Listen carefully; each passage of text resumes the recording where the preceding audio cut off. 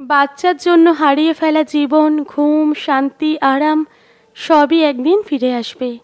শুধু বাচ্চার শৈশবটা আর ফিরে আসবে না। সকাল সকাল তার ময়লা ক্যাথা কাপড়গুলো আর সযত্নে ধুতে হবে না।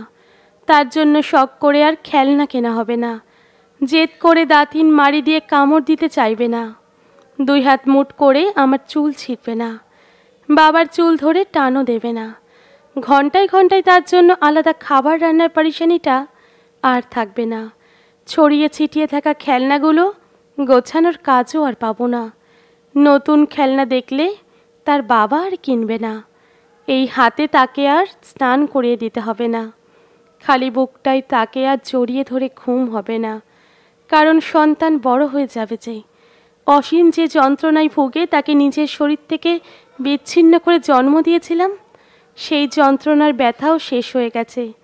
কাটা ছেঁড়া সেলাই হওয়া শরীরটা নিয়ে এই 2 হাতে তাকে প্রথমবার জড়িয়ে ধরেছিলাম, সেই দিনও গত হয়ে গেছে। এইভাবে কত শত দিন, কাল, মাস, বছর পেরিয়ে যাবে। আমার কোল ছেড়ে দিয়ে নিজে সংগ্রাম করে বাঁচা শুরু করবে। বলি না ফোটা যে মুখটার কথার সাথে আমি মা তাল মিলাই, এই মায়ের সাথে অনেক কথা তার আর বলা হবে না। মিস করব, ভীষণ মিস করব। এই আমাদের তখন তাকে নিয়ে থাকা সকল ব্যস্ততাকে ছুটি দিতে হবে। সে তার নিজের সাথে ব্যস্ত হয়ে যাবে বলে।